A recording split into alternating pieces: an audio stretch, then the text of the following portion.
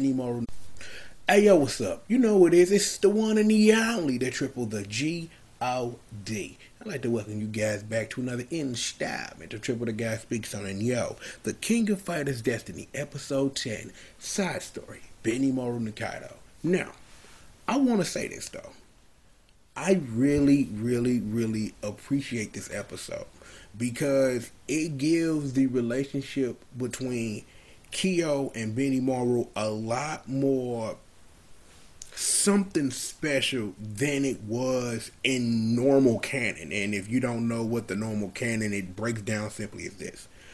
When Rugal first sent out the invitation for the King of Fighters 94 and they needed a representative for the country of Japan, Japan had a tournament which G.O.D won, which he beat Benimaru in the final round, and Goro won third place, and that's how the team was formed. And then it was over those years as them constantly team going through all the stuff that the stories have brought us so far, which built their friendship, and it was everything that stands on.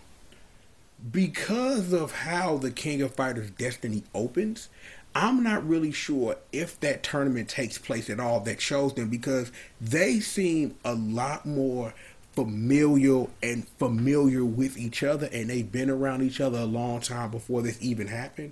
Because honestly, you could really like excise that part from canon for real, and it would be mostly the same. And it looks like, just based off the main ideas and the context clues, is that that tournament never happened. It's just that G.O.D and Benimaru, they homies.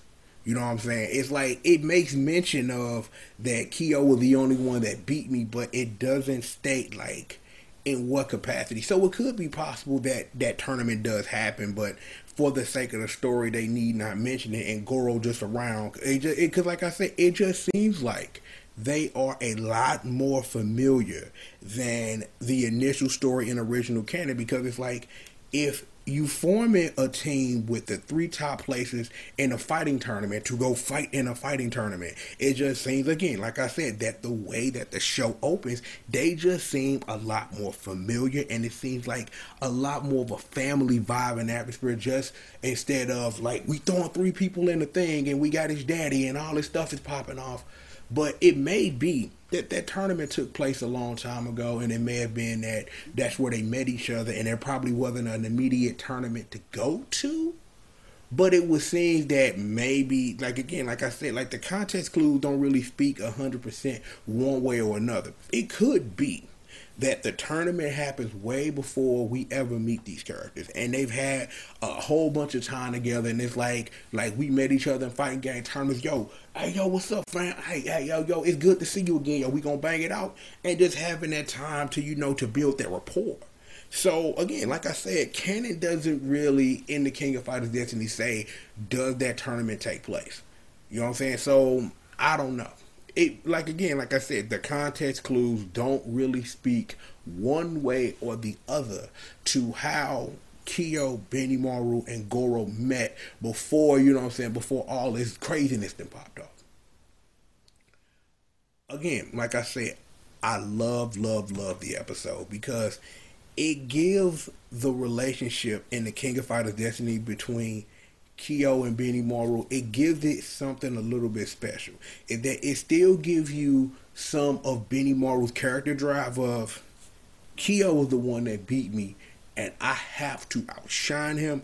I have to be better. And it gives Benimaru that drive, even though Benimaru was being himself, and G.O.D was just like, in that time, a lot more dismissive because they weren't friends. But you can see that in the show that they are a lot closer than that initial meeting, at least that the way that we're looking at it is a lot more, I don't want to say adversarial, but it's more of a whatever versus a, man, get out of my face. Even though it was like that, but it's like you could kind of like feel the vibe between them two, and it's like now, you know, it's like you can see how they get down and they get with together. So it's all good with that. I really don't really have a lot else to really say because the episode didn't really give us nothing.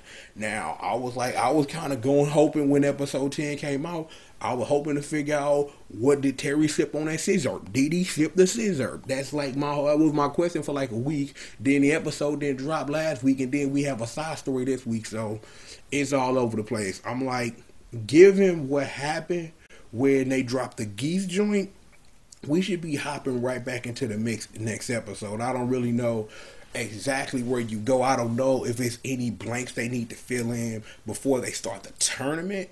But it wouldn't be surprising is that in the next episode that we at least get the preliminaries underway and start eliminating teams and stuff like that, and really starting to get that story and pushing that part of the narrative forward.